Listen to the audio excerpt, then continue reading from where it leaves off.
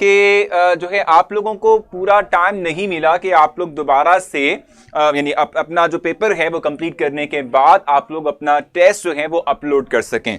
सो उस प्रॉब्लम को मद्देनजर रखते हुए ऐसे हम एक्सपेक्ट कर रहे थे कि आप लोग कर लेंगे, लेकिन चलें कोई बात नहीं, हम इसको एक्सपेक्ट करते मतलब इसको जो है करेक्ट कर लेते हैं। करेक्ट इस तरह से हो सकेगा कि हम जो है आपका टाइम जो है वो बढ़ा लेंगे। आपका जो पहला टाइम था ऑलमोस्ट आर का यानी 1 आवर का, ठीक है, उसको हम ऑलमोस्ट डबल कर रहे हैं, 2 आवर आपको प्रोवाइड करेंगे और 2 आवर प्रोवाइड करेंगे तो इससे आप लोगों की जितनी भी प्रॉब्लम्स हैं, ठीक है, वो सारी सॉल्व हो जाएंगी। सर मैं थोड़ा लेट हो गया टेस्ट सबमिट करवाने में, हमारी लाइट चली गई थी। देखो इसी को ही रिजॉल्व करने के लिए जितने भी आप लोगों के एस्पेक्ट्स आते हैं, इन टेक्निकल इश्यूज आते हैं, इनको मद्देनजर रखते हुए आपको 2 आवर्स प्रोवाइड की जाएंगे कि आप लोग 2 घंटे के अंदर अपना टेस्ट जो है वो सबमिट करवा सकें ताकि आप लोगों की प्रॉपर ग्रेडिंग हो सके, ठीक है। अच्छा भाई सबका टेस्ट हुआ है ना? सबका टेस्ट आप लोगों का हो चुका है और मैंने आपको बताया कि मैं इंशाल्लाह पूरी कोशिश करूंगा कि आप लोगों को ग्रेड करके दे दूं आप लोगों का टेस्ट विद इन 3 डेज, ठीक है। 3 दिन के अंदर अंदर आप लोगों का जो टेस्ट है, ठीक है, वो चेक होके आप लोगों को दोबारा से रिटर्न हो सके मिल जाएगा, ठीक है। अब देखो लास्ट टाइम हमने जो है चैप्टर 1 जो है इसको कंप्लीट किया था, उसके एक्सरसाइज में कुछ एमसीक्यूज जो हैं, ठीक है, वो हमने डिस्कस कर लिए थे, सारे के सारे ऑलमोस्ट हो चुके थे। अब हम करने क्या जा रहे हैं, मैंने आप लोगों से बात कही थी कि हम करेंगे ये कि जो है ना जो आप लोगों की एक्सरसाइज है, ठीक है, उसको सॉल्व करके आपको प्रोवाइड कर देंगे, यानी आपके जो है पोस्टल एड्रेस पर आपको जो है वो सेंड करेंगे। हमारा ये पूरा प्लान है कि हम इस तरह से करेंगे इसको, ठीक है। अब हम क्या करने जा रहे हैं, अब हम जो है चैप्टर नंबर 2 स्टार्ट करेंगे जो कि एसिड एंड बेस, ठीक है, और सॉल्ट पर मुश्तमिल है। एसिड बेस और सॉल्ट की हम बात करेंगे जी। टेस्ट देखी है मैंने रेजा, बिल्कुल थोड़े बहुत देखे हैं, उस पर ओवरव्यू मैंने एक कर लिया आप लोगों का, ठीक है। जल्दी इंशाल्लाह आप लोगों का टेस्ट रिटर्न चेक होने के बाद रिटर्न आप लोगों को हो जाएगा विद ग्रेड, प्रॉपर ग्रेड, ठीक हो गया। अच्छा जी, एसिड बेसिस सॉल्ट की हम बात करेंगे और एसिड बेसिस और सॉल्ट में सबसे पहले तो हम इसका इंट्रोडक्शन लेते हैं कि ये होते क्या हैं, इनका मतलब बेसिक के तौर पे हमारे पास क्या होता है, ठीक है। ठीक है भाई, आपने भी मैसेंजर पे सेंड किया था, देख लूंगा, आप बेफिक्र रहें, ठीक है। आप लोगों के मैसेंजर के टेस्ट भी हम देख लेंगे कि क्या जो है किस तरीके से आप लोगों ने किए हुए हैं। सर उर्दू मीडियम में टेस्ट कन्वर्ट कर दिया करें, मैसेंजर मैंने क्या लिखा हुआ था, क्या हुआ था, समझ नहीं आती मुझे भी प्लीज, ठीक है जी। चलें इसको भी देख लेते हैं कि हम किस तरीके से उर्दू टेक्स्ट जो है आपके लिए विजिबल करें, ये भी हम जो है इनकाउंटर कर लेंगे, ये भी कोई मसला नहीं है। आज भी 2 आवर्स होंगे, बिल्कुल एग्जैक्टली 2 आवर्स होंगे आप लोगों के टेस्ट के लिए। आप 2 घंटे में आराम से अपना टेस्ट सॉल्व भी करेंगे, उसको जो है आपने सबमिट भी करवा देना है, ठीक है भी। चले भी, अच्छा आज हम अपना एक नया चैप्टर स्टार्ट कर रहे हैं जो कि हमारे पास है कौन सा, जो कि हमारे पास है related to acid base and salt की हम इस वक्त बात करेंगे, ठीक है। एसिड बेस और सॉल्ट के हवाले से डिस्क्राइब करेंगे, डिस्कशन हम करेंगे, ठीक है। अब थोड़ा सा अर्ली हिस्ट्री की बात कर लेते हैं। अर्ली हिस्ट्री से मुराद क्या है कि भाई फर्स्ट टाइम इन टर्म्स को किसने एलेबोरेट किया था, साइंटिस्ट का नेम क्या था, ठीक है, और किस तरीके से इसको हमने डिफाइन किया था, जरा ये देख लेते हैं। अर्ली हिस्ट्री भी अगर हम देखें, ठीक है जी। देखो मैं आपको थोड़ा सा क्लेरिफाई कर देता हूं। सबसे पहले जो हम कह सकते हैं कि भाई एसिड, डिफरेंट एसिड्स को प्रिपेयर करने वाले जो शख्स हैं, ठीक है, वो बेसिक तौर पे एक मुस्लिम साइंटिस्ट, ठीक है। और इन मुस्लिम साइंटिस्ट का नाम क्या है, इन मुस्लिम साइंटिस्ट का नाम जो है वो जाबिर बिन हयान है, ठीक है। जाबिर बिन हयान जिनको हम कहते हैं, ठीक है, वेल नॉन एक जो है हमारे साइंटिस्ट हैं, ठीक है, मुस्लिम साइंटिस्ट, केमिस्ट बेसिक तौर पे, ठीक है, जाबिर बिन हयान, ठीक है। उन्होंने कौन कौन से जो है वो एसिड्स को प्रिपेयर किया था, नाइट्रिक एसिड, सल्फ्यूरिक एसिड, ठीक है, और हाइड्रोक्लोरिक एसिड, ठीक है जी। जाबिर बिन हयान लिख लेते हैं यहां पे, जाबिर बिन हयान, ठीक है जी। इनका हम थोड़ा सा इंट्रो ले लेते हैं। इन्होंने क्या किया था भाई, 3 जो है हम कहते हैं कि डिफरेंट एसिड्स को प्रिपेयर किया था। वो कौन कौन से एसिड्स हैं, एक तो हमारे पास हाइड्रोक्लोरिक एसिड है, ठीक है, दूसरा हमारे पास सल्फ्यूरिक एसिड है H2SO4, ठीक है, और थर्ड वन नाइट्रिक एसिड है HNO3, ठीक है। ये 3 एसिड्स इन्होंने प्रिपेयर किए थे। भाई क्वेश्चंस आपने करना हो तो क्वेश्चंस के लिए आप राइट करें, आपस में इस तरीके से बातचीत नहीं करनी आप लोगों ने। इनके कमेंट्स को जरा थोड़ी देख लेना, ब्लॉक जब हमने शुरू मतलब इनसे कोई क्वेश्चन या ये हम इनको अलाउ करेंगे क्वेश्चंस करें तो फिर आप जो है कर दीजिएगा। सो फिल वक्त आप लोगों ने थोड़ा सा अपने डिस्कशन को स्टॉप करना है, ठीक है। वापस आएंगे तो फिर हम जो है जब आपका जो है ये चैट रूम हम ओपन करेंगे फिर आप मुझसे क्वेश्चंस कर लेना, ठीक है। मैं आपके क्वेश्चंस का आप लोगों को आंसर दे दूंगा, ठीक है जी। सो बेसिक तौर पे जाबिर बिन हयान ने क्या किया था, इन तमाम के तमाम एसिड्स को प्रिपेयर किया था, ठीक है। फर्स्ट टाइम ये मुस्लिम साइंटिस्ट हैं जिन्होंने इनको प्रिपेयर किया था। अब हम एसिड्स को एसिड्स कहते क्यों हैं, ठीक है। पहली डेफिनेशन, ठीक है, क्या थी जो है एसिड्स की, ठीक है, और किस साइंटिस्ट ने जो है इसको पेश किया था। सो ये बेसिक तौर पे 1787 की बात है, ठीक है जी। 1787 की बात है। इन 1787, ठीक है, हमारे पास जो साइंटिस्ट आते हैं ना, ठीक है, जो कि जिन्होंने फर्स्ट टाइम इनको डिफाइन किया था वो है लेवाइजर, ठीक है जी। लेवाइजर साइंटिस्ट हैं, ठीक है, जिन्होंने कहा कि ये जो हमारे पास एसिड्स हैं, ठीक है, इनका मतलब सिंपली तौर पे क्या होता है, ठीक है। यानी एसिड्स जो है, यानी किन स्पीशीज को हम एसिड का नाम देते हैं, हम कहते हैं कि जो हमारे पास एसिड्स हैं, ठीक है, ये बेसिकली तौर पे ऑक्साइड्स हैं, ठीक है जी। ये हमारे पास क्या है भी, ऑक्साइड्स, ठीक है जी। Oxides binary compounds of oxygen, ठीक है, they are simply called as acids. इनको एसिड्स का नाम देते हैं। ये लेवाइजर साइंटिस्ट हैं जिन्होंने ये बात कही थी। बाइनरी कंपाउंड्स मैं जरा राइट कर लेता हूं ताकि इसको जब एलेबोरेट करूंगा, आपको एक्सप्लेन करूंगा तो थोड़ी बहुत आप लोगों को अंडरस्टैंडिंग डेवलप हो जाएगी। इसके साथ हम इस वक्त बात कर रहे हैं एसिड बेस एंड सॉल्ट की बात कर रहे हैं। तो इस वक्त मैं आप लोगों को एक इंट्रोडक्शन दे रहा हूं कि एसिड और बेस कब और किस तरह से किस किसने डिफाइन किया, ठीक है। सो फर्स्ट तो हमने डिस्कस कर लिया कि जी मुस्लिम साइंटिस्ट हैं, ठीक है, जाबिर बिन हयान, जिन्होंने ये तमाम के तमाम एसिड्स प्रिपेयर किए, मैन्युफैक्चर किए, सिंथेसाइज किए, ठीक है। अब उसके बाद हमने कहा कि भाई ये टर्म एसिड किसने फर्स्ट टाइम डिफाइन की थी। सो 1787 के अंदर लेवाइजर साइंटिस्ट है जिन्होंने कहा था binary compounds of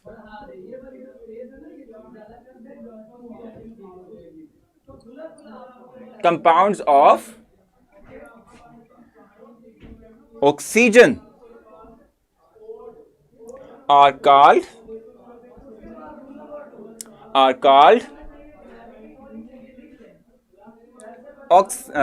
called acids, ठीक है। इनको एसिड्स का नाम दिया, ठीक है जी। ऐसा क्यों है, ठीक है, क्यों एसिड्स का नाम इनको दिया गया इस तरीके से, ठीक है। Binary compound of oxygen are called as acids. Why, reason मैं आपको प्रोवाइड करता हूं। जैसे फॉर एग्जांपल मैं oxides, binary compound of oxides में कुछ एग्जांपल लिख लेता हूं यहां पर। जैसे फॉर एग्जांपल SO3 है, ठीक है। जैसे फॉर एग्जांपल CO2 है। अब इनको हम एसिड्स क्यों कहते हैं, क्यों लिवाइजर ने इनको एसिड जो है रिकॉग्नाइज करवाया, एसिड कहा इनके मतलब कि भाई इनको हम एसिड कहते हैं। रीजन ये है कि जब ये ऑक्साइड्स वाटर में डिसॉल्व होते हैं, H2O के साथ रिएक्ट करते हैं, तो ये वीक एसिड्स H2CO3 इसकी फॉर्मेशन करता है जैसे, और SO3 फर्दर रिएक्ट करने के बाद वाटर के साथ सल्फ्यूरिक एसिड जो है यानी H2SO4 के साथ जो है ये क्या करेगा, अपने आप को कन्वर्ट करेगा इस फॉर्म के अंदर, ठीक हो गया। सो कार्बन डाइऑक्साइड वाटर से रिएक्ट करता है, वीक एसिड कार्बोनिक एसिड बनाएगा, ठीक है। सल्फर ट्राइऑक्साइड वाटर से रिएक्ट करता है, H2SO4 सल्फ्यूरिक एसिड जो है, ठीक है, इसकी फॉर्मेशन बेसिक तौर पे हमारे पास कर रहा होता है, ठीक हो गया। सो देखो इसीलिए हम कहते हैं कि जो बाइनरी का मतलब क्या होता है, the compound which contain two atoms. देखो ना, two different types of atom. यहां पे देखो नंबर ऑफ एटम्स तो हैं 4, ठीक है, यहां पे नंबर ऑफ एटम्स 3 है, ठीक है जी।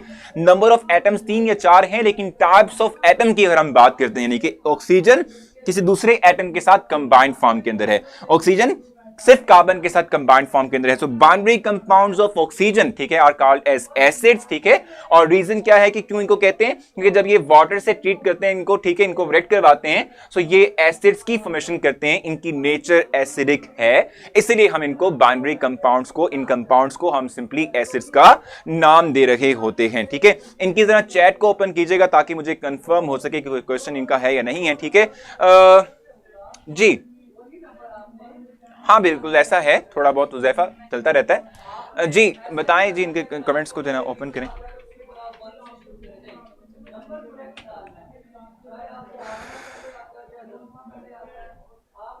इनके कमेंट्स को ओपन करना। कर दिया? नहीं हुआ?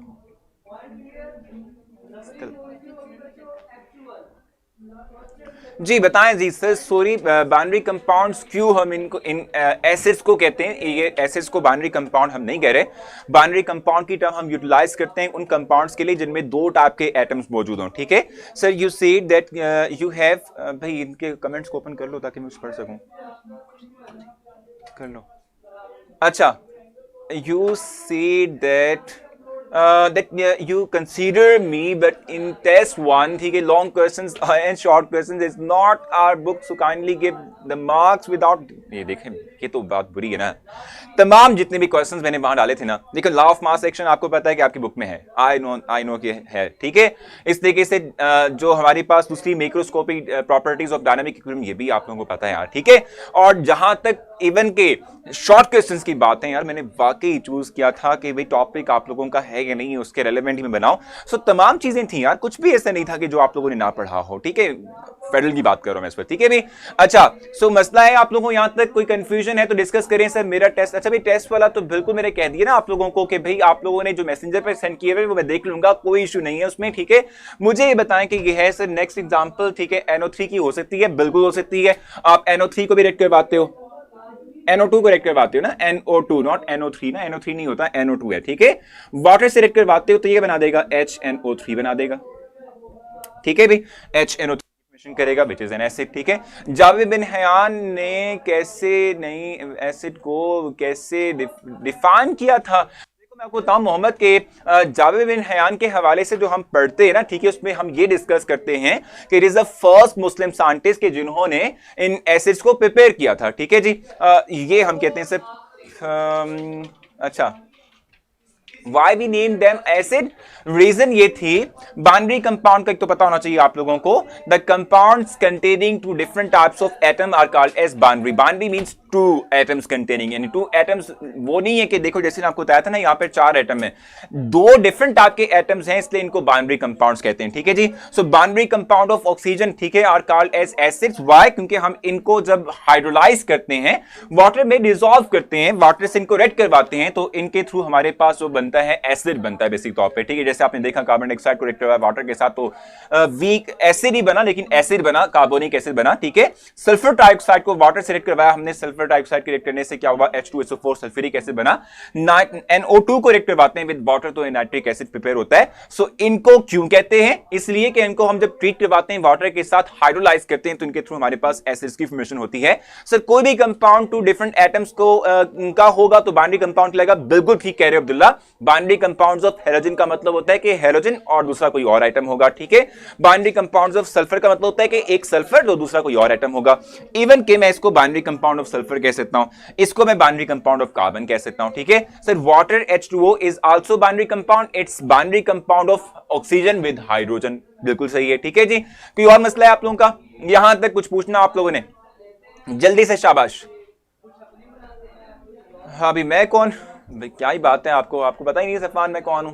इतने दिन पढ़ा रहा हूं आप लोगों को। हैं सर एक दफा फिर से रिपीट कर दें यार, वैसे रिपीट तो मैंने कर दी है लेकिन कोई बात नहीं, फिर कर लेते हैं। सो जावेद बिन हयान की हम बात कर रहे थे, ये तो मुस्लिम साइंटिस्ट हैं जिन्होंने ये एसिड्स प्रिपेयर किए, ये तो क्लियर हुआ ना आप लोगों को। ठीक है, अब जो मेन बात आती है ना, मेन इंपॉर्टेंट बात आती है, वो है कि एसिड की टर्म को फर्स्ट टाइम किसने जो है वो यूटिलाइज किया था? ठीक है, किसने डिफाइन किया था? ठीक है, हम कहते हैं कि लेवाइजर साइंटिस्ट हैं, और वो भी 1787 के अंदर हम ये बात कहते हैं कि इन्होंने फर्स्ट टाइम एसिड को इस तरीके से डिफाइन किया था कि जो बाइनरी कंपाउंड्स हैं किस चीज के, ऑक्सीजन के, ठीक है, यानी कि जो ऑक्सीजन किसी दूसरे टाइप ऑफ एटम के साथ जुड़े हुए बाइनरी कंपाउंड बनाएगा। ठीक है, इनको हम क्या कहते हैं? एसिड्स का नाम देते हैं। Why they are called as acids? क्योंकि इनको जब रिएक्ट करवाते हैं विद वाटर तो इनके थ्रू हमारे पास एसिड्स बन रहे होते हैं। जैसे कार्बन डाइऑक्साइड को वाटर से ट्रीट करवाएं, कार्बोनिक एसिड बनेगा। सल्फर ट्राइड को वाटर से जो है वो ट्राइऑक्साइड को वाटर से ट्रीट करवाएं, सल्फ्यूरिक एसिड बनेगा। नाइट्रोजन डाइऑक्साइड को आप रिएक्ट करवाओ वाटर के साथ, नाइट्रिक एसिड प्रिपेयर होगा। सो ये हमारे पास कंपाउंड्स हैं, ठीक है, जो कि हम कहते हैं कि बाइनरी कंपाउंड्स जो है ऑक्सीजन के थे, उनके वाटर से ट्रीट करने के बाद एसिड्स की प्रिपरेशन हुई है। ठीक है जी, क्लियर हो चुका है?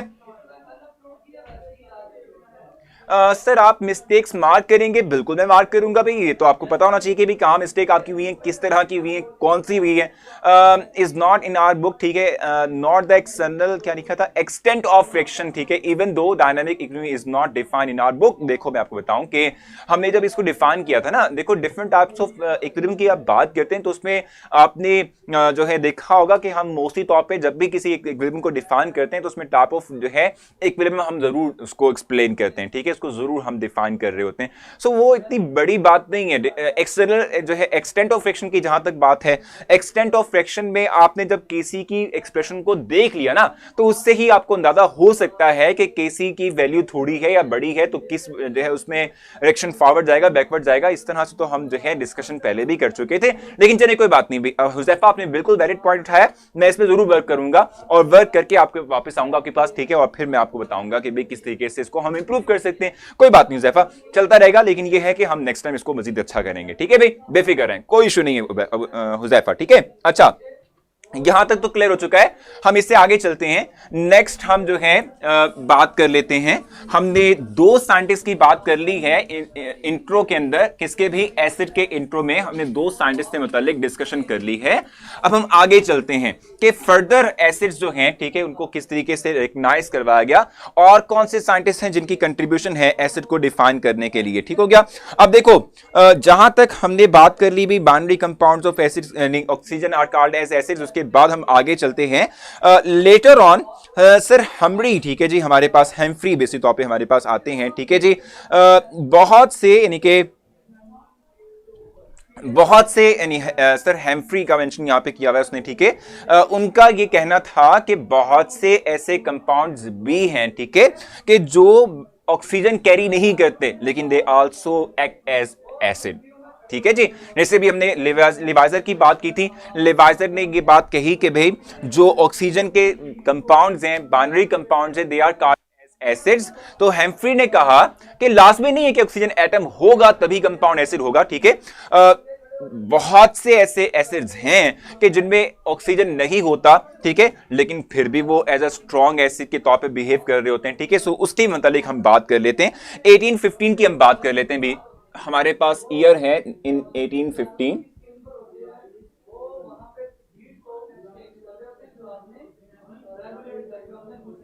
ठीक है भाई, 1851 नॉट 15, ठीक है, 1815 की हम बात इस वक्त कर रहे हैं, ठीक हो गया।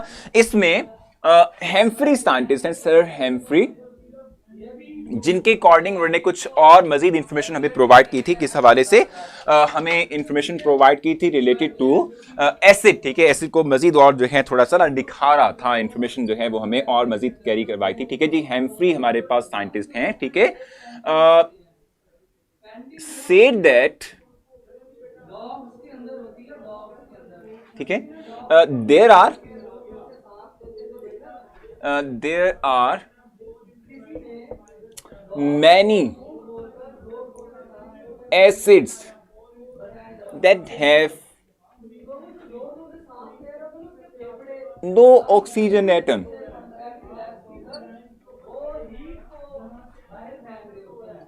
सो लाजमी नहीं है, मतलब लिवाइजर की डेफिनेशन जो है उसको हम कहते हैं जनरल फॉर्म के, हम डिफाइन उसको नहीं कर सकते, यानी कि तमाम के तमाम एसिड्स पे उसको डायरेक्टली अप्लाई नहीं कर सकते, ठीक है, that have no oxygen atom. For example HCl की हम बात कर लेते हैं, ठीक है, इट्स एन एसिड, ठीक है, ये एक एसिड हमारे पास है, ठीक हो गया।